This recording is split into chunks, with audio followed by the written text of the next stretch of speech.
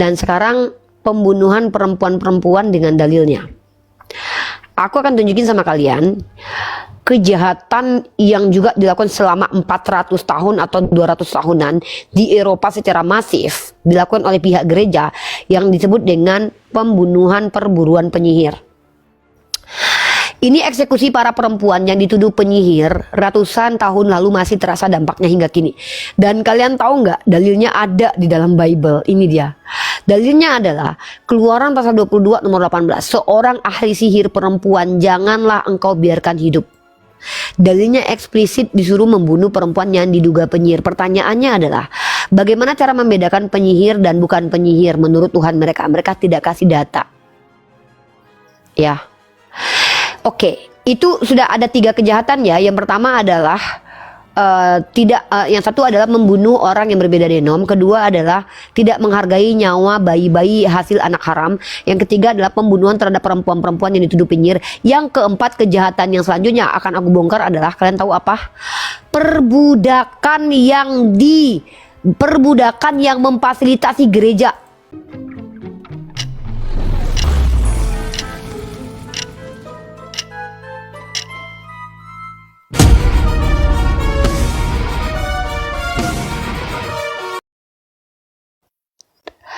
Teman-teman perhatikan ya, untuk pertama kalinya gereja Inggris akui terlibat bisnis perbudakan abad ke-18.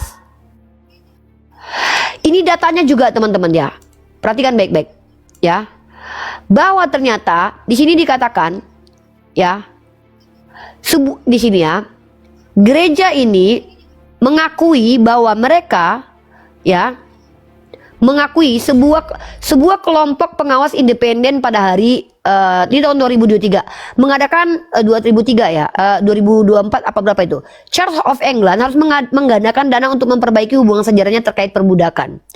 Karena mereka teman-teman, gerejanya dulu dapat uang dari hasil menjual budak transatlantik teman-teman ya. Nih, itu betul-betul terjadi teman-teman. Komisaris gereja mengatakan bahwa jumlah dana yang telah dijanjikan adalah komitmen pendanaan yang sesuai. Mereka memberi uang kepada korban perbudakan dan mereka mengakui bahwa mereka itu dulu dapat duit dari penjualan manusia. Ini ngeri sekali teman-teman. Ngeri sekali teman-teman. Nih, jutaan manusia ada dalam perbudakan modern dunia. Sebagian negara bahkan ikut memetik keuntungan dari praktik kaji tersebut. Indonesia masuk dalam daftar 10 besar indeks perbudakan global edisi tahun 2018. Teman-teman, perhatikan baik-baik. Kita baca di sini ya. Nih. Para ahli memberikan saran kepada gereja. Nih. Komisioner gereja, sebuah badan yang mengelola dana dan aset Church of England, mengatakan pihaknya pada Januari 2023 secara penuh mendukung komunitas yang terkena dampak perbudakan itu dengan menginvestasikan 100 juta pound sterling untuk periode 9 tahun. Para pemimpin gereja membuat janji tersebut setelah menyadari bahwa gereja telah didanai dari investasi di perusahaan Sotsea, sebuah perusahaan abad ke-18 yang terlibat dalam perdagangan budak lintas Atlantik. Artinya, di sini gereja Anglikan itu bukanlah sebuah komunitas agama yang menghentikan perbudakan, tapi justru menikmati uang dari hasil penjualan manusia terkejam, disebut dengan perbudakan transatlantik. Silakan kalian cek. Silakan kalian cek betapa mengerikannya perbudakan transatlantik tersebut. Manusia dianggap seperti komoditi. Dan gereja Anglikan ternyata dapat keuntungan dari itu. Lalu mereka berkata, kami ini adalah ajaran kasih. Jahat kali Oten ini ya. Dan kalian tahu tidak, ada ayat di dalam kitab mereka yang melegitimasi perbudakan secara abadi, dan kemudian Paus Nikolas kelima mensupport Raja Alfonso, Raja Portugal kelima, untuk memperbudak orang Islam secara abadi. Nama doktrinnya adalah Dum Diversas. Oke, kalian pengen tahu dasar dalil perbudakan yang tidak boleh dihentikan, perbudakan di dalam perjanjian lama dan perjanjian baru? Nih ayatnya. Di dalam Imamat pasal 25 nomor 46, kamu harus membagikan mereka sebagai milik pusaka kepada anak-anakmu. Yang kemudian supaya diwarisi sebagai milik, kamu harus memperbudakan mereka untuk selama-lamanya. Cetakon. Kalian tahu ayat itu tentang apa? Oke, aku akan jelaskan ayat itu perikopnya. Ayat itu adalah kitab Imamat, di mana itu adalah kitab yang mengatur perbudakan untuk orang Yahudi. Dan kalian tahu nggak? Orang Yahudi ini, kalau dia ingin memperbudak sesamanya, itu tidak boleh selama-lamanya, cukup 7 tahun. Kemudian nanti dibebaskan, kalau yang jadi budak adalah orang Yahudi. Kalau ada orang Yahudi miskin menjual dirinya, dia tidak boleh diperbudak selama-lamanya. Tapi kalau orang Yahudi membeli orang di luar Yahudi, itu tidak boleh dimerdekakan karena harus diperbudak selama-lamanya. Dan orang Kristen menganggap dirinya sebagai Yahudi rohani. Maka mereka merasa pantas untuk memperbudak orang-orang di luar agama mereka. Ini memang biadab. Dan ini terjadi bertahun-tahun. Dan kalian lihat doktrinnya adalah Dum Diversas. Dikeluarkan oleh Bula Kepausan. Dan kemudian Bula Kepausan ini menjadi sandaran hukum untuk negara-negara Kristen. Dan kalian tahu kapan dibatalkan oleh Vatikan? Kalian tahu kapan dibatalkan oleh Vatikan? Dibatalkannya tahun 2023. Baru 2 tahun kemarin dibatalkan. Kebiasaan memang ya, orang-orang di Vatikan tuh kebiasaannya gitu. Kalau udah kebongkar aibnya langsung minta maaf. Contoh, waktu ditemukan mayat anak-anak suku Indian di Kanada, Paus meminta maaf ke Kanada tahun 2022. Begitu juga dengan perbudakan di Anglikan ini. Mereka kumpulkan uang untuk memberikan uang itu kepada orang-orang yang terdampak perbudakan. Kalian tahu supaya apa? Supaya apa? Supaya nggak ada lagi yang bahas. Oke, itu ada 4 kejahatan yang aku bongkar dari gereja. Inkuisisi, perburuan penyihir, pembunuhan bayi-bayi, kematian bayi-bayi yang tidak ada respect-respectnya, dimakamkan di septic tank, kita nggak tahu dibunuh atau diapain. Kemudian perbudakan gereja Anglikan, ini kejahatan gereja. Belum lagi aku bongkar asimilasi paksa di Kanada, belum lagi aku bongkar bagaimana itu yang namanya ada Magdalene Laundry, di mana anak perempuan-perempuan yang sudah berhubungan skidi papap hoba-hoba on the sky dengan laki-laki lain itu disuruh cuci dosa dengan cara dipekerjakan dan tidak dibayar. Disebut dengan Magdalene Laundry nama tempatnya. Paham ya? Nah, sekarang aku mau tunjukin kepada kalian kisah keji mereka-mereka yang menjadi korbannya. Teman-teman tarik napas karena ini akan membuat kita bersedih ya, karena ini sangat mengerikan sekali. Dan jujur aku tuh nggak ini loh, nggak. Dan kalian tahu tidak, pendapat salah satu tokoh Katolik bernama Aquinas, Santo Aquinas. Kalian tahu dalam literasi Summa Theologi 2 strip 2 Q11, ART 3, jika pemalsu uang dihukum mati, maka bidat yang merusak iman lebih pantas dihukum mati. Ya. Ini pernyataan dari Santo Aquinas, salah satu petinggi gereja Katolik, teman-teman. Ini pernyataan dia loh. Orang ini yang sering diangkat Joseph namanya Santo Aquinas. Apa kata dia? Saya ulangi ya, apa kata dia? Dalam Summa Theologi 2 strip 2 Q.11 ART titik 3, jika pemalsu uang dihukum mati, maka bidat yang merusak iman lebih pantas dihukum mati. Jahat banget Otenia. Oke, saya akan bacakan kepada kalian secara singkat dan kalian boleh cari di Google.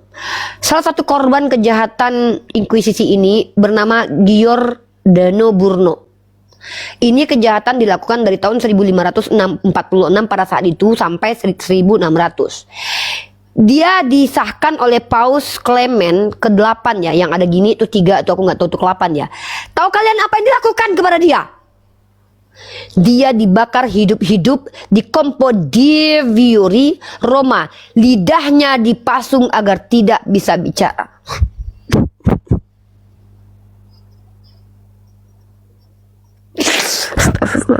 Betul-betul iblisnya agama itu. Giordano Bruno, coba kalian buka ya, kita buka di, ya Allah ya Romi, ngeri banget. Aku begini nggak tega sebenarnya, tapi terpaksa aku harus bongkar. Soalnya orang Kristen sok-sokan kasih kalau ketemu kita. Iya, mereka tutupin dengan kasih. Ya Allah. Jadi orang-orang yang pelaku itu dia masuk surga semua mereka. Nggak tahu. Nggak tahu. Nih kita lihat ya. Dan disiksa dia teman-teman ya, kita lihat ya.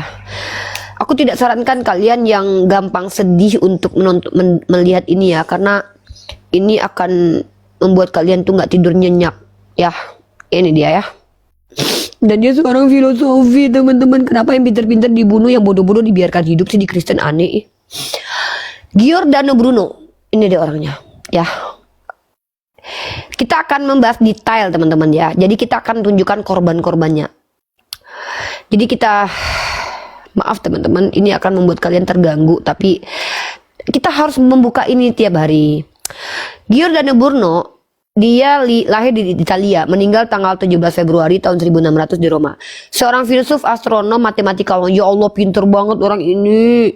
Dan okultis Italia yang teori-teorinya mendahului sains modern. Waduh ya Allah, emang biadab mereka ini ya, merusak peradaban loh. Yang paling terkenal diantaranya adalah teorinya tentang alam semesta tak terbatas dan banyaknya dunia, di mana ia menolak astronomi geosentris berpusat pada bumi tradisional dan secara intuitif melampaui teori heliosentris berpusat pada matahari Kopernikus, yang masih mempertahankan alam semesta terbatas dengan bola bintang tetap. Bruno mungkin terutama dikenang karena kematiannya tragis yang dideritanya di tiang pancang karena keteguhan hatinya dalam mempertahankan ide-idenya yang tidak ortodok pada saat gereja Katolik Roma dan gereja reformasi sama-sama menegaskan kembali prinsip-prinsip Aristoteles dan skolastik yang kaku dalam perjuangan mereka untuk penginjilan Eropa.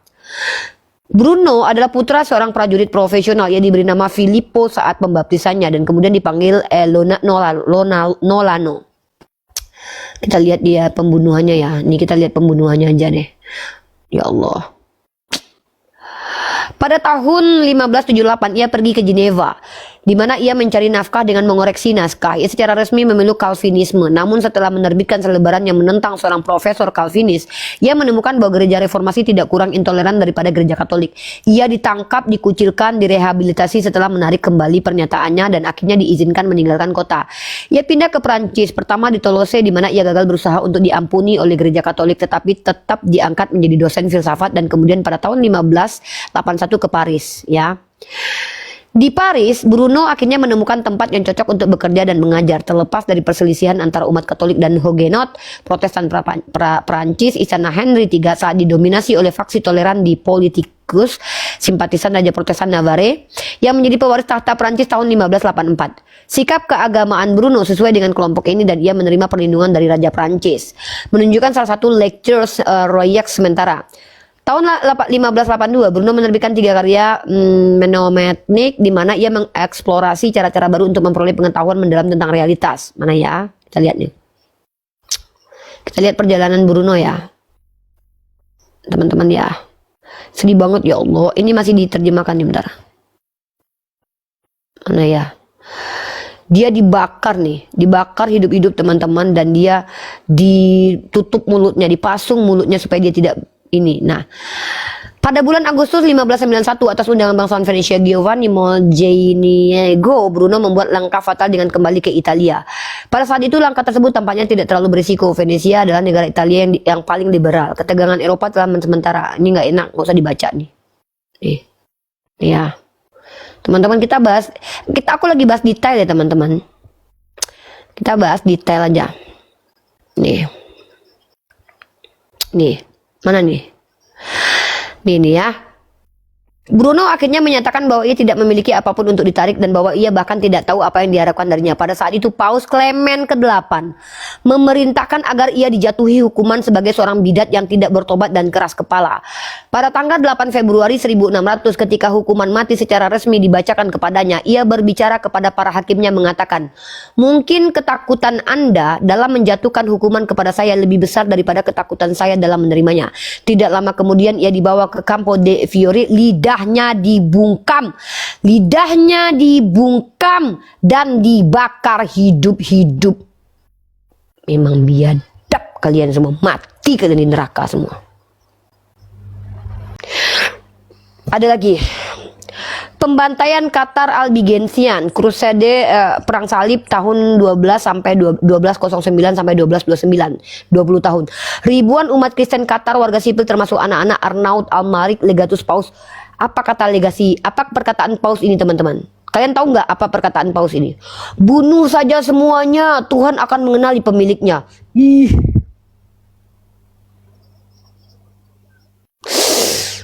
Ngeri banget mereka nih ya. Nah, kemudian teman-teman, ada namanya penyiksaan dan pembakaran Joan of Arc. Dan kalian tahu nggak, ini adalah anak gadis usia 19 tahun di Pierre Caucon yang dilegitimasi oleh Uskup Beauvais. Dia dibakar hidup-hidup, dan kalian tahu pada tahun 1456 vonis sebagai orang bidat dia dibatalkan, dan tahun 1920 dia diangkat menjadi santa.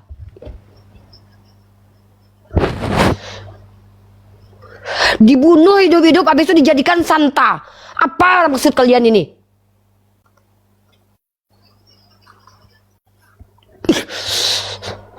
Mengerikan, saudara. Santa Joan of Arc, ya. Santa Joan of Arc ini kita lihat, teman-teman ya. Dia dibunuh, jadi dibunuhnya tuh tanggal 1431. Beberapa ratus tahun kemudian baru dijadikan santa. Dianggap sebagai pahlawan. Dia percaya bahwa dia bertindak di bawah bimbingan ilahi. Ya, nih aku lihat nih kematiannya, kita baca kematiannya. Aduh, ada-ada aja kelakuan mereka nih ya. Mereka habis bunuh perempuan, habis itu beratus tahun kemudian baru dijadikan santa. Buat apa coba kayak gitu? Nih, kita lihat teman-teman ya. Nih, kita lihat kejadiannya. Ini teman-temannya. Padahal dia ini loh. Dia ya. Perempuan. Prancis ya. Perempuan Prancis, umurnya 19 tahun pada waktu itu. Nih ya, kita lihat nih. Ngeri lah kalau jadi orang pintar di Kristen nanti disalib baru Iya. santa ya. Iya, kalau jadi orang pintar tuh kayak gitu. Si Hipatia dijadikan simbol ini loh, simbol filsuf loh. Padahal yang membunuh mereka juga nih. Dalam perjalanan pulang ke Compiègne nih, aku nggak tahu cara bacanya nih. Joan mendengar bahwa John dari Luxembourg, kapten sebuah kompi Burgundia, telah mengepung kota itu. Bergegas ia memasuki Compiègne di bawah kegelapan malam. Sore berikutnya tanggal 23 Mei ia memimpin serangan dan 2 kali memukul mundur pasukan Burgundia. Ini dia kepala pasukan. Tetapi akhirnya dikepung oleh bala bantuan Inggris dan terpaksa mundur. Tetap tinggal di akhir untuk melindungi pasukan belakang saat mereka menyeberangi sungai Oise. Ia terjatuh dari kudanya dan tidak dapat menungganginya kembali. Nah, ia menyerahkan diri dan bersama saudara laki-laki Pierre de Jean de Aulon dibawa ke mergnya tempat Adipati Burgundia datang menemuinya. Saat memberitahu penduduk Reims tentang penangkapan Joan, Renaud de Chartres menuduhnya menolak semua nasihat dan bertindak dengan sengaja. Charles yang sedang berupaya mencapai gencatan senjata dengan Adipati Burgundia tidak melakukan upaya apapun untuk menyelamatkannya. Kemudian kita lihat di sini ya. Mana nih. Joan diserahkan dengan imbalan pembayaran 10.000 franc. Adipati meneruskan permintaan. Kita lanjut nih. Nih. Joan dibawa ke pengadilan gereja. Ini ya teman-teman ya. Lihat nih, bukan politik ya. Joan dibawa ke pengadilan gereja karena para teolog di Universitas Paris sebagai penengah dalam hal-hal yang berkaitan dengan iman bersikeras agar ia diadili sebagai seorang bidat. Keyakinannya tidak sepenuhnya ortodok. Menurut kriteria ortodoksi yang ditetapkan oleh banyak teolog pada periode tersebut, ia bukanlah pendukung gereja militan di bumi yang menganggap dirinya berada dalam pertempuran spiritual dengan kekuatan jahat. Dan ia mengancam hierarki gereja tersebut melalui klaimnya bahwa ia berkomunikasi langsung dengan Tuhan melalui penglihatan atau suara. Lebih lanjut, persidangan dapat mendiskreditkan Charles ke-7 dengan menunjukkan bahwa ia berhutang penobatannya kepada seorang penyihir atau setidaknya seorang bidat. Dua hakimnya adalah Cauchon, Uskup Beauvais, dan Jean Lemaitre, wakil inkuisitor Perancis. Mulai 13 Januari 1431 pernyataan yang diambil dulu. Makanya aku nggak percaya dengan hakim-hakim dan persidangan dunia ini loh, banyak kurang ajarnya. Ia diperintahkan untuk bersumpah, mengatakan sebenarnya dia bersumpah, tetapi ia selalu menolak untuk mengungkapkan hal yang telah dikatakannya kepada Charles. Nih ya. Kita lihat nih. Ketika persidangan sebenarnya dimulai, kita baca nih ya. Kita baca nih. Pada tanggal 31 Maret ia diinterogasi lagi mengenai beberapa poin sebelumnya ia dihindari. Kita lihat aja nih. Nih ya, kita lihat terus nih. Mana nih? Kita lihat nih. Padahal Juana ya, Arco itu, Joan of Arc itu. Ini nih. Joan dikeluarkan dari penjara untuk pertama kalinya dalam 4 bulan pada tanggal 24 Mei dan dibawa ke pemakaman gereja Saint Ouen. Tempat hukumannya akan dibacakan. Pertama-tama ia dipaksa mendengarkan khotbah oleh salah seorang teolog yang dengan keras menyerang Charles VII, memprovokasi Joan untuk menyela karena ia berpikir teolog itu tidak berhak menyerang raja, seorang Kristen yang baik, dan seharusnya membatasi kecamannya hanya padanya saja. Setelah khotbah selesai, ia meminta agar semua bukti tentang perkataan dan perbuatannya dikirim ke Roma. Para hakimnya mengabaikan permohonannya kepada Paus dan mulai membacakan hukuman yang menyerahkannya kepada kekuasaan sekuler. Mendengar pengumuman yang mengerikan ini, Joan gemetar dan menyatakan bahwa ia akan melakukan semua yang dituntut gereja darinya. Ia diberi formulir penolakan yang pasti sudah disiapkan. Ia ragu-ragu untuk menandatanganinya. Akhirnya melakukannya dengan syarat bahwa itu menyenangkan Tuhan kita. Hei! Tuhan kalian kok kejam kali sih. Tuh, menyenangkan Tuhan kita. Ia kemudian dijatuhi penjara seumur hidup atau seperti diyakini sebagai orang di penjara di tempat yang biasa digunakan sebagai penjara. Bagaimanapun juga para hakim mengharuskannya untuk kembali ke penjara lamanya. Aduh, ini belum selesai teman-teman. Jadi Joanna de Arco atau Joan of Arc itu dia salah seorang pahlawan di Prancis. Iya, pahlawan Prancis. Kalau mereka kenapa Prancis sendiri tidak mengatakan bahwa dia itu adalah pahlawan yang dibunuh gereja? Itu yang selalu ditutupin. Ini baca nih. Nih.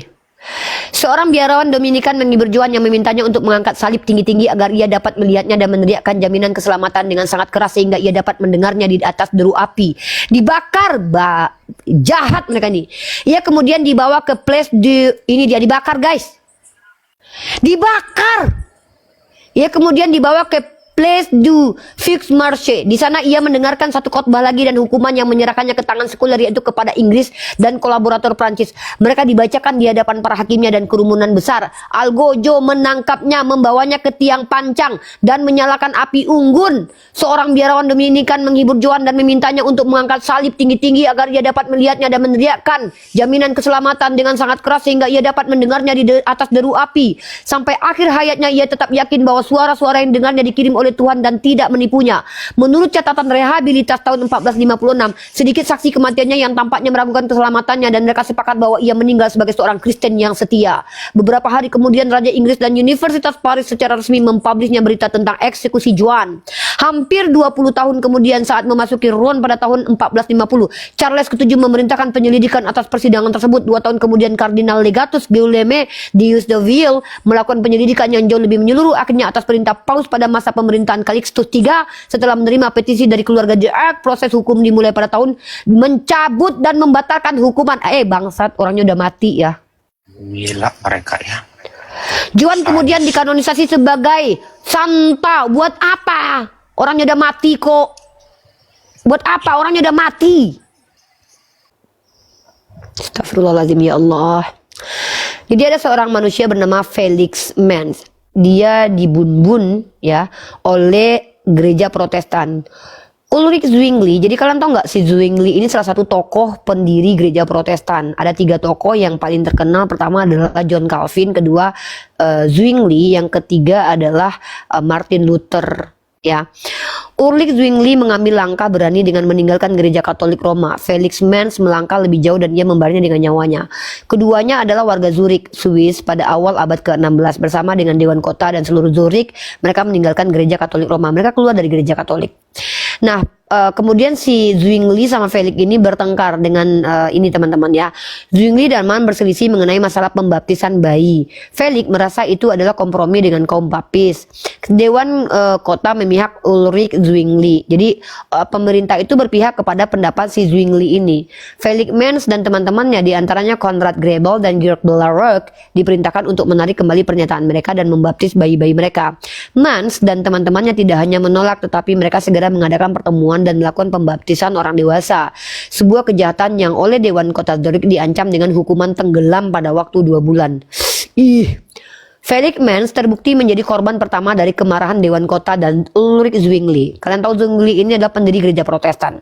Jadi jangan bilang bahwa itu kejahatan inkuisisi itu dilakukan oleh gereja Katolik saja. Pada tanggal 5 Januari 1527, Felix dibawa dari penjara ke sebuah kapal. Dalam perjalanan, ia memuji Tuhan dan berkhotbah kepada orang-orang yang berkumpul untuk menyaksikan kematiannya. Salah satu pendeta Zwingli ikut serta, masih berusaha membujuknya untuk berpindah agama. Saudara laki-laki dan ibu Manz juga ada di sana, mendesaknya untuk tetap teguh. Ia dimasukkan ke dalam perahu di sungai Lammat. Tangannya diikat dan ia disuruh jongkok. Sebuah tongkat ditancapkan di belakang lutut, di atasnya sikunya melumpuhkannya, dan ia dibawa ke tengah sungai. Di sana, dengan ibu, saudara laki-laki dan sesama pembaptis ulang, anak baptis yang meneriakkan dukungan, ia dilemparkan ke danau, sebuah kematian terakhir melalui baptisan. Ia tidak merasa ngeri maupun takut. Kata-kata terakhirnya adalah, "Ke dalam tanganmu ya Tuhan kuserahkan jiwaku." Felix mengirimkan surat penyemangat kepada saudara-saudaranya sebelum meninggal. Teks lengkapnya dapat ditemukan di Martyrs Mirrors, tetapi berikut beberapa kutipan yang paling menginspirasi. Kalian tahu dalil legitimasi untuk menenggelamkan orang yang dianggap bidat? Yaitu kitab ini teman-teman. Ini ayatnya teman-teman ya. Ini ayatnya. Kok muka aku? Ini ayatnya. Kalian jangan kaget. Ini teman-teman. Matius 18 ayat 6. Tetapi barang siapa menyesatkan salah satu dari anak-anak kecil ini yang percaya kepadaku, lebih baik baginya jika sebuah batu kilangan diikatkan pada lehernya lalu ia ditenggelamkan. Jadi metode menenggelamkan orang ini ternyata dilegitimasi sama dalil kitab suci mereka.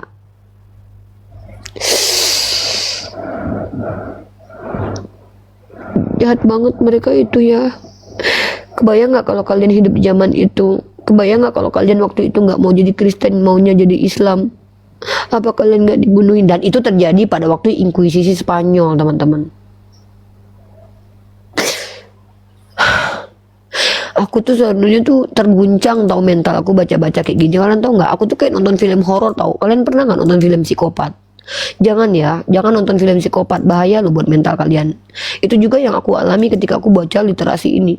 Apalagi kejadian yang dialami sama Rebecca Nurse. Ngeri banget teman-teman. Aku sebagai seorang muslimah nggak sanggup. Hati aku lembut banget soalnya.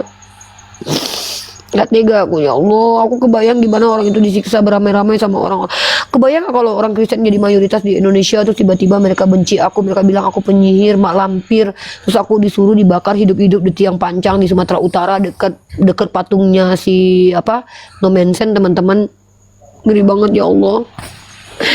Sejarah Imam Bonjol, silakan kau naik ke atas. Ya Kristen yang mengatakan sejarah Imam Bonjol, aku pengen tahu literasi tentang Imam Bonjol yang kejamnya seperti ini. Ayo, aku ingin tahu.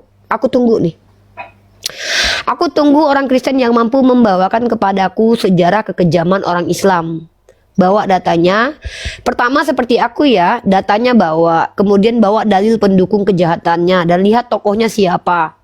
Kalau aku jelas menunjukkan yang membunuh orang-orang di gereja Katolik itu berdasarkan pandangan dari Santo Agustinus, itu petinggi gereja Katolik. Kemudian Zwingli itu petinggi gereja Protestan. Martin Luther itu orang yang memberikan ide dan gagasan untuk membenci orang Yahudi, sampai-sampai orang Nazi Jerman membunuhi orang Yahudi 6 juta jiwa korban. Kemudian Zwingli menenggelamkan siapa namanya tadi tuh banyak lah korbannya. Kemudian apa lagi tuh ya yang tadi itu yang barusan itu siapa namanya tuh dibunuhin ya. Tunjukin datanya sama aku sini. Nih Felix Manz, Michael Severtus. Ada nggak kejadiannya kayak gitu? Coba kalian lihat. Coba. Aku di sini mau membuka data aja. Kan kalian bilang agama Islam ini agama radikal. Justru aku temukan sejarah gelapnya gereja kalian yang ada. Dan itu bukan dilakukan oleh 1, 2, 3 orang, tapi gereja yang melakukan kejahatan itu. Halo, Ya, halo. agamanya apa, bro? Agama saya Kristen, bro. Ya, kita sedang membahas kejahatan Bunda Ike. I love you, Bunda Ike. Bunda Ike. Ya. Aku lagi ngebahas kejahatan gereja versus kejahatan pondok pesantren. Silakan, mungkin kamu mau menunjukkan kejahatan pondok pesantren. Kita tunggu datanya. Mari kita bahas. Kejahatan pondok pesantren. Hmm. Yang setahu saya, agama kalian tidak membolehkan kami ibadah di tempat yang sudah diizinkan atau yang ada IMB-nya. Contoh, di mana kemarin tuh udah ada IMB-nya, kok dibubarkan? Kenapa? Di mana? Ya ada kemarin, cuma nggak tahu kok di mana, lupa. Inilah perbedaan umat Islam dan umat Kristen dalam pembuktian. Kalau orang Iya, Islam, ada. pertama Terus? sabar dulu. Sabar dulu. Kalau ada tuh tunjukin, gak usah banyak cerita. Pertama, kalau saya sebagai umat Islam, saya tunjukin peristiwanya menggunakan ensiklopedia, situs-situs resmi. Kemudian Ini saya resmi. sebutkan nama Berita tokohnya. lagi nih, Ya, masuk berita ya, lagi. silakan. Iya, ya, yaudah, Iya, yuk, buka. astaga. Tunggu baru ku cari ya. Yaudah, ya, Ya, buka tunggu, kameramu ya. tunggu. Ya udah buka kamera, buka kamera Pembubaran dulu. gereja. Pembubaran gereja. Sabar dulu, aku mencari di Google dulu. Kau ribut kali pun, tenang. Kau yang ribut, Pembubaran. berisik, kau cari-cari sendiri lah. Kau pula yang sibuk. Kau nyari sibuk, berisik, mending aku kajian. Kau cari aja sendiri, tutup micmu. Kau cari sampai dapat, baru kau tampilkan. Pembubaran, diteriakkan pula itu. Pembubaran, kau nyari di Google, ngapain kau teriak-teriak? Aneh kau. Mending orang mendengarkan suara gigitan mangga mudaku yang adalah asin-asin, asam-asaman.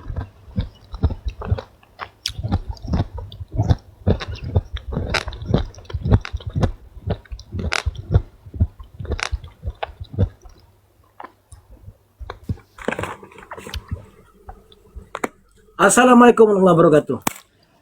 Waalaikumsalam warahmatullahi wabarakatuh.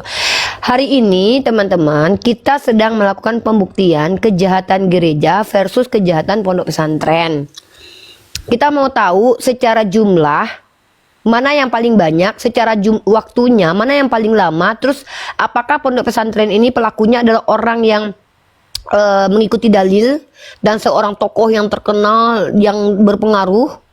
Kalau Kristen kan aku udah tunjukin kejahatan inkuisisi itu dibenarkan gereja, terjadi 500 tahun, dibenarkan oleh Santo Agustinus, sampai sekarang masih menjadi santo. Yang kedua, kejahatan Protestan itu dilakukan sepanjang sejarah peradaban juga ya, yang dengan adanya Black Death, kemudian perburuan penyihir, bahkan mempengaruhi jumlah korbannya banyak. Nah, aku tunjukin itu tadi. Lah kalian tunjukin kejahatan pondok pesantren, jumlah korbannya berapa orang, nama penjahatnya siapa, dalil dalam Al-Qur'annya mana yang dipakai. Kalau aku nunjukin dalil kitab kalian pendukung kejahatan itu. Rizwan akun bernama Rizwan Zainal, hentikan typing seperti itu. Itu bukan typingan yang membangun, bukan typingan yang mengedukasi, typingan yang men-trigger orang lain untuk menghujat agama Islam. Kalau Anda masih seperti itu, saya akan mute. Kalau orang Kristen menghujat di sini, kita biarkan saja. Tapi kalau orang Islam kita akan mute. Kenapa? Itu hanya menyamakan diri kita dengan Kristen. Ya, kita nggak boleh samakan diri kita dengan Kristen. Sebutkan nama ustadznya. Kalau aku tokoh agamanya jelas dianggap sebagai santa, dianggap sebagai orang hebat di gereja Protestan. Salah satunya adalah Zwingli. Sampai detik ini orang mengakui kok Zwingli itu adalah salah satu tokoh pendiri agama Kristen Protestan. Kalau kalian mau cerita bom Bali, kalian tahu siapa pencetus bom Bali? Siapa nama orangnya? Ayat mana yang dia pakai untuk melakukan hal itu? Itu loh.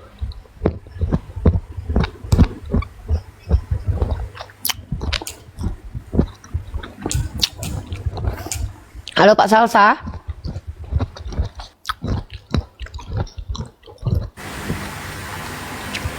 Agamanya apa Pak?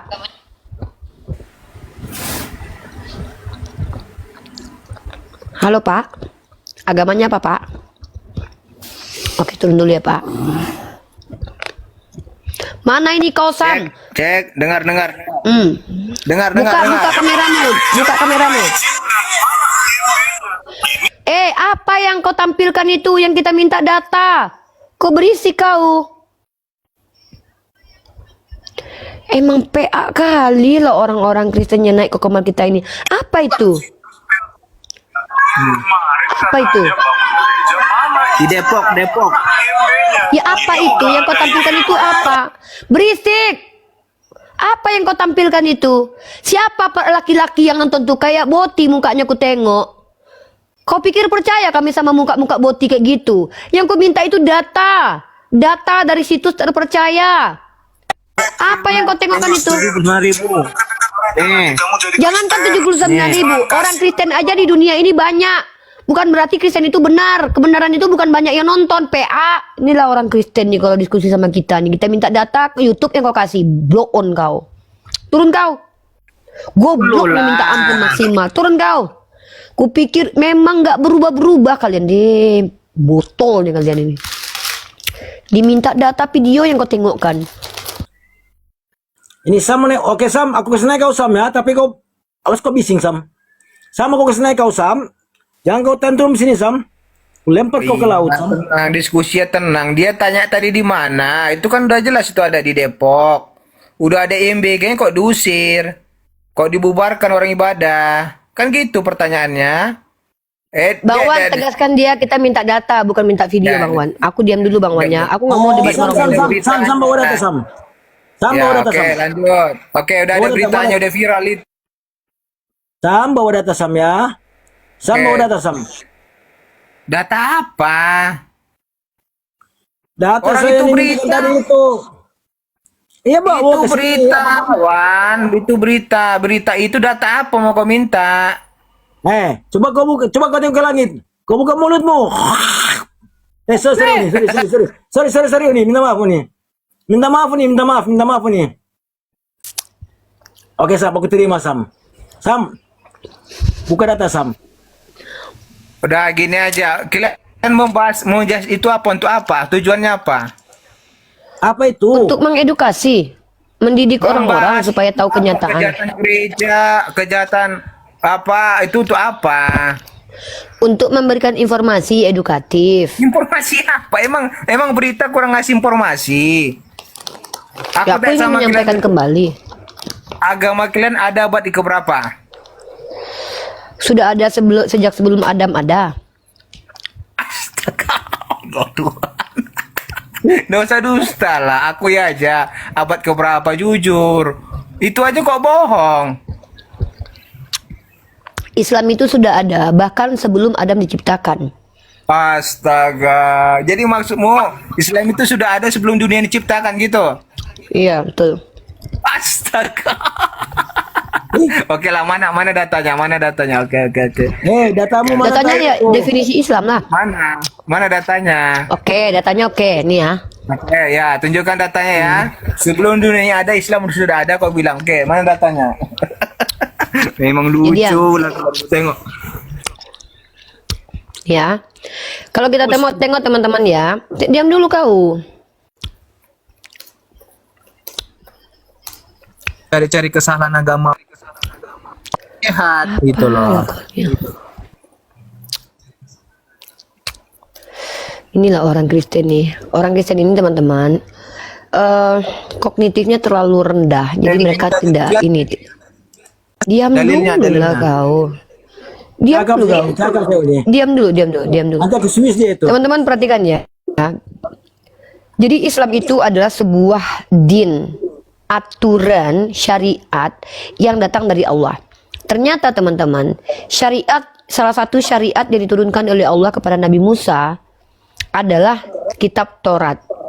Ternyata teman-teman, Adam, aduh diamlah kaulah orang lagi ngajarin orang kok. Nah, pada suatu kesempatan Adam dan Musa berdebat di hadapan Tuhan mereka. Namun Adam berhasil mengalahkan Musa dengan hujahnya. Kala itu Musa mulai angkat bicara. Hai Adam, engkau adalah nabi yang telah diciptakan Allah langsung dengan tangannya, ditiupkan ruh langsung dari ruhnya, disujuti oleh para malaikat dan ditempatkan di surga. Namun engkau telah mengeluarkan manusia ke bumi karena kesalahan yang diperbuatmu sendiri. Kemudian Nabi Adam menjawab, teman-teman, engkau juga Nabi yang dipilih Allah dengan risalah kalamnya, diberi lembar-lembaran wahyu yang memuat penjelasan segala sesuatu di dalamnya, didekati dengan bisikan wahyunya. Lalu berapa lama engkau mendapati Allah menulis Taurat sebelum aku diciptakan? Musa menjawab, 40 tahun. Artinya, selanjutnya Adam kembali berkata, apakah dalam Taurat engkau mendapati ayat yang mengatakan, dan durhakalah Adam kepada Tuhan dan sesatlah ia? Quran surat Taha ayat 121. Musa menjawab, iya. Adam melanjutkan, apakah engkau masih saja menyalahkanku karena aku telah melakukan sesuatu perbuatan yang ditetapkan Allah untuk aku perbuat 40 tahun sebelum dia menciptakanku? Ditegaskan oleh Rasulullah SAW. Akhirnya Adam pun mengalahkan Musa dengan hujahnya. Di sini terbukti bahwa Islam itu bahkan sudah lebih dulu ada sebelum Adam diciptakan. Karena Islam itu adalah sebuah sistem kepercayaan yang dimana di dalam memuat aturan pengetahuan dari Tuhan Sang Pencipta alam. Dan Taurat itu adalah kitab kepada Nabi Musa yang agamanya adalah Islam, dan dia adalah seorang pribadi yang aslam yang disebut dengan Muslim.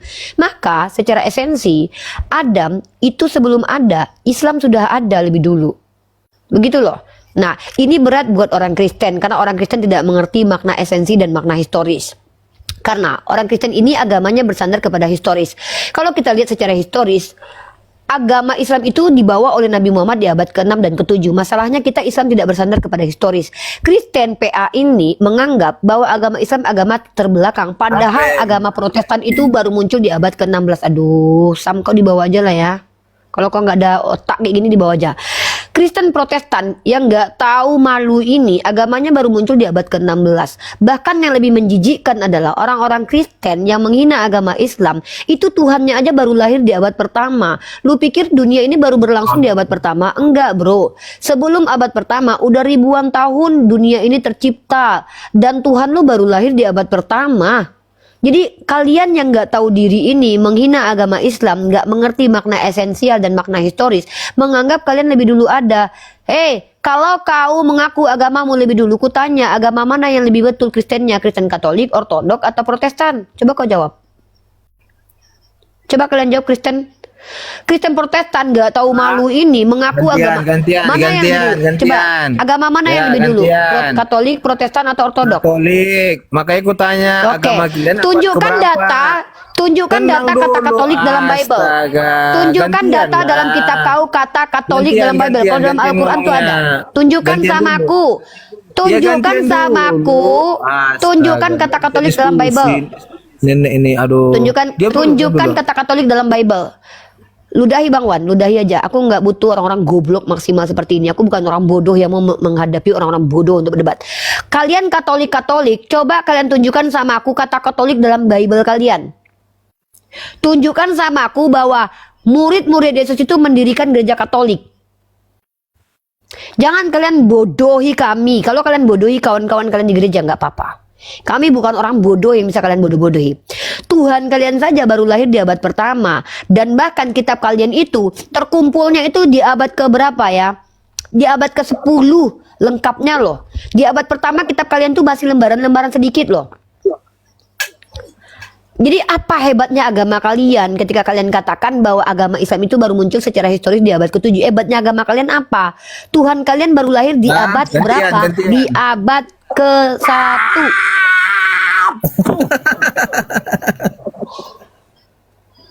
Ya, Siap. jadi apa? Apa hebat? Sudah dibuang. Apa hebatnya? Apa hebatnya gitu loh. Kalau kalian bilang agama kami agama terakhir yang datang, kan saya sudah bilang Islam itu bahkan sebelum Tuhan kalian hadir ke dunia sudah ada. Nabi Adam itu adalah seorang Muslim. Karena Nabi Adam itu adalah orang yang mengikuti syariat dari Allah. Mana syariat yang diikuti oleh Nabi Adam alaihissalam? Ya, ketika Allah berfirman kepada Nabi Adam untuk wa qulna ya Adam uskun anta wa zawjukal jannah wa kula minha ragadan haitsu syi'tuma wa la taqrabu hadhihi sajarata fatakuna minadz zalimin. Dan Adam diperintahkan untuk masuk ke dalam surga, lalu kemudian dia diperintahkan untuk memakan apapun yang ada. Dan wala takraba, jangan mendekati. Itu adalah syariat pertama kepada Nabi Adam, larangan pertama. Sementara perintahnya banyak. Pertama, tunjukkan asma-asma yang diajarkan oleh Allah. Kalau Islam itu adalah sistem kepercayaan yang dipercayai datang dari Allah, maka Adam itu sudah Islam.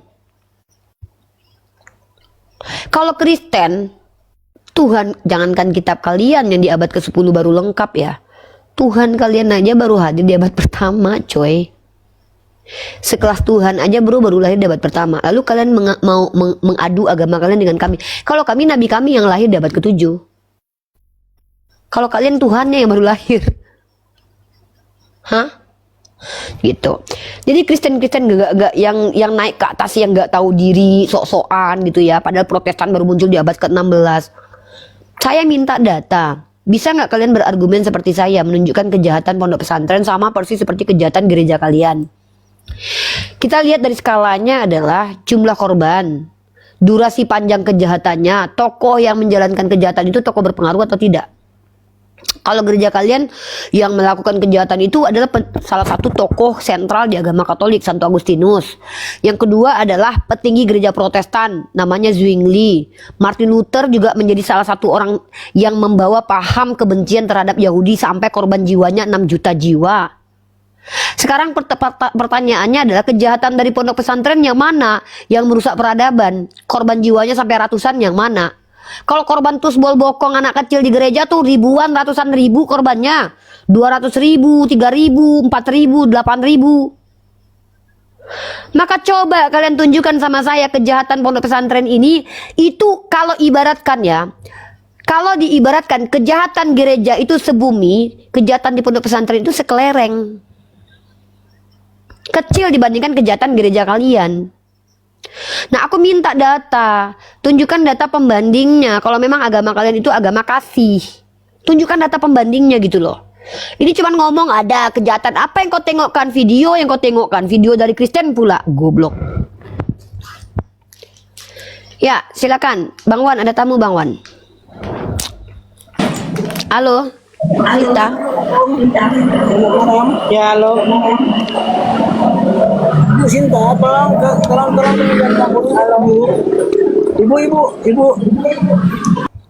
Ibu minta maaf untuk sementara saya mute kan. Coba tolong Bu, jangan terlampau bising Bu ya.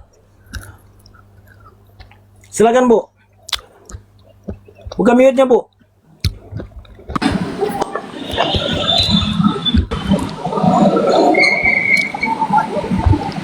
Ibu Sinta. Ya, Selamat malam Bu. ya, selamat malam. Ya, Ibu ini masjid atau gereja Bu? Saya gereja. Oke, baik Bu, silakan Bu. Ini bersama kami Ibu Kepala si Mahasiswi Kejahatan Gereja versus Ponpes ya. Topik kita malam ini. Silakan Bu. Saya mau bertanya buat si Rifa ya. Silakan. Emang kalau agama Kristen itu ada gangguan apa sama jiwa kamu, Rifa? Kenapa kamu ribut terus? Di mute, saya jawab. Baik, saya akan jujur sama ibu ya. Jiwa saya terganggu nggak dengan kelakuan umat Kristen? Saya jujur katakan iya. Ketika saya membaca sejarah tentang kejahatan gereja, saya membayangkan Hipatia dibakar hidup-hidup. Rebecca Nurse digantung padahal usianya 70 tahun. Kemudian Joan of Arc dibakar hidup-hidup padahal usianya masih 19 tahun dan dia pahlawan Prancis. Kemudian Michael Severtus dibakar hidup-hidup. Kemudian saya mendapatkan informasi lagi kejahatan Felix Manz yang ditenggelamkan. Dan kemudian saya membayangkan perang salib di mana mayat-mayat dimasak dan dimakan oleh tentara salib. Terus saya membayangkan kemudian ide dan gagasan orang Kristen yang mengatakan bahwa Tuhan mengasihi anaknya yang tunggal tapi membiarkan terkutuk mati di tiang salib. Jujur jiwa saya terganggu membaca literasi ini. Terganggu banget. Semua doktrin ajaran Kristen, bahkan doktrin Dum Diversas, perbudakan kepada orang Islam yang dilegitimasi oleh Paus Nikolas kelima. Kemudian apa yang dilakukan oleh Paus Alexander ke-6 dengan mengeluarkan bulan kepausan untuk menjajah orang yang di luar Kristen, itu betul-betul mengganggu jiwa saya gitu loh. Kejahatan gereja Kristen, kalau kita kaji, kita pelajari dan kita baca, itu mengganggu makan siang, makan malam, dan tidur nyenyak saya. Saya sangat berempati terhadap para ahli-ahli filosofi-filosofi yang dibunuh oleh gereja. Seperti Giordino ini yang kemudian dibakar. Sangat mengerikan sekali. Jujur jiwa saya terganggu mendengarkan kejahatan-kejahatan orang yang ngaku-ngakunya agama kasih. Kemudian jiwa saya terganggu ketika membaca Lukas 14:23. Lalu kata Tuhan itu kepada hambanya, pergilah ke semua jalan dan lintasan dan paksalah orang-orang yang ada di situ masuk karena rumahku harus penuh. Kemudian saya harus membaca lagi, siapa yang menghujat nama Tuhan pastilah ia dihukum mati. Kemudian saya membaca lagi ayat, tetapi bunuhlah dia pertama-tama dengan tanganmu sendirilah bergerak untuk membunuh dia, kemudian seluruh rakyat. Saya membaca lagi, tetapi sekalipun kami atau seorang malaikat dari surga yang memberitakan kepada kamu suatu Injil yang berbeda dengan Injil yang telah kami beritakan kepadamu, terkutuklah ia. Kutukan, perintah membunuh, perintah menenggelamkan. Ini mengganggu jiwa saya. Kenapa? Saya takut bertetangga dengan orang Kristen. Karena dulu, ketika orang Kristen mayoritas, mereka melakukan kejahatan secara masif dan terstruktur dan bahkan divalidasi oleh gereja. Perempuan-perempuan cerdas seperti saya itu dibakar hidup-hidup dituduh sebagai penyihir oleh perempuan-perempuan Kristen. Itu terjadi 400 tahun di Eropa dan di berbagai wilayah Kristen. Seperti Kasih itu yang orang terjadi. bicara, jangan kamu terus yang ngomong. Anda kan tanya ke saya dong yang ngomong. Ya, tapi kan sudah selesai pertanyaan sekali doang. Pertanyaan Anda udah selesai, jawaban saya kan belum. Ya kasih waktu lagi dong. Dari tadi saya silakan ikutin lah. kamu bicara terus. Ya memang Anda mendengarkan saya dong, karena Anda yang nanya gimana sih. Inilah Kristen-Kristen ini kalau naik ke sini malah saya dia udah- nanya, kita pula yang dilarang menjawab, aneh.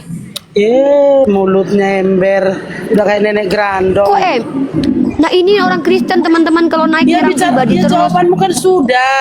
Padahal saya tidak Jawabanmu bilang dia sudah, lontel jangan- dari tadi loh. Saya tidak pernah bilang kau bilang pesundal, nenek grandong, nenek rempong. Tapi kau mengatakan aku nenek grandong, nampak kali Kristen. Yang bilang muka. lonte siapa? Siapa yang bilang lonte? Kan aku bilang Yesus yang mengatakan perempuan di luar Israel itu lonte. Lonte anjing. Gini loh, yang saya tanya sama kamu gini Rifa, apapun yang dipercayakan orang Kristen urusannya sama kamu apa? Kan udah aku jawab tadi. Tapi jawabanmu nggak benar. Menurut kau nggak benar kok, kau pula yang ngatur jawabanku, aneh kau. Lah, ya jawabanmu nggak beres. Jawabanmu itu menghujat. Gimana pengujatannya? Coba kau tunjukkan. Orang, saya kasih tahu kamu ya. Kami mau menyembah apapun gak ada urusanmu. Karena kami suka-suka tidak urusin kau lah. kamu. Lah, Kau nyembah botol kecap, aku juga gak ngurus, Sinta. Tadi kau yang bertanya, aku menjawab, kok kau pula yang Iya, gini, mulutmu Sinta. kalau Kau di- dengarkan baik-baik. kalau di Kau TikTok mau menyembah mulutmu kakek itu Sugiono. rame. Selalu Kau menyembah menghujat. kakek Sugiono. Apa di mana pengujatanku? Yang mengutuk Tuhan, Tuh, yang mengutuk saya tanya Yesus kau gini, atau aku? yang saya tanya gini, kakek Sugiono siapa? Apa? Kakek kau lah. Tuh, dari situ kau udah menghujat kan? Apa Emang ada kerjaan pengujatanku? yang lain apa? Apa pengujatanku? Kakek Sugiono itu siapa? Coba saya tanya. Kakek kau nggak? Kakek saya nggak ada kakek Sugiono. Ya udah tinggal bilang nggak ada. Apa repotnya Ya nggak kau ada. kalau nggak Ngapain ngaku itu kamu apa? nuduh-nuduh? Ngapain kamu Loh, ngada-ngada? aku kan lah kalau nggak ada kau bilang aja lah nggak ada kakek, ngapain kau bahas kakek Kerjamu nggak ada Sugiono? kali ya? Aneh Ngemis di kau. TikTok ya kerjamu ya? Ya inilah Ibu kerjaanku, Sinta. membuka fakta. Ibu Sinta itu komen di bawah, ibu disuruh turun, disuruh pulang ke rumah, katanya suami minta nete. Itu yang komen di bawah banyak. Emang dasar udah gila kan si nenek Rifa Grandong ini. Ini lah. Ribet. Inilah orang Kristen. Laksanakan perintah. Teman-teman perhatikan ya. Bentar Bang Wan, aku mau nunjukin ya. Teman-teman perhatikan ya. Inilah kelakuan orang-orang di abad kegelapan, abad 9, 10, 11, 12, 13, 14. Dengar baik-baik ya. Salah satu korban kejahatan Urusin orang-orang aja seperti Sinta agamamu, Manurung ini Rifa. teman-teman ya. Salah Urusin satu agamamu, kejahatan. nggak usah urusin Diam agama dulu, orang. mute dulu. Diam kau. Urusin apa agamamu? Diam kau dulu Sinta. Agamaku nggak ada masalah, agama kau yang Agamamu bermasalah. urusin, Diam. gak usah urusin agama orang. Dengar ya. Itu aja. Orang-orang seperti Sinta Manurung ini teman-teman adalah orang-orang yang menjadi asbab orang-orang seperti Ribika Nurs, Hipatia itu mati. Ketika dia tidak sepaham dengan pendapat orang lain, dia tuduh orang nenek gerandong, penyihir, sehingga orang dibunuh. Si Manurung tadi, dia nggak bisa bunuh aku karena mayoritas kita Islam teman-teman. Coba kalau mayoritas kita Kristen. Coba mayoritas kita Kristen dan presiden kita Kristen dan kemudian teman-teman polisi-polisi kita Kristen, tentara-tentara kita Kristen dan si Manurung tadi keluarganya punya kuasa teman-teman. Kalian bayangkan nggak apa yang terjadi sama aku? Coba kalian bayangkan apa yang terjadi sama aku?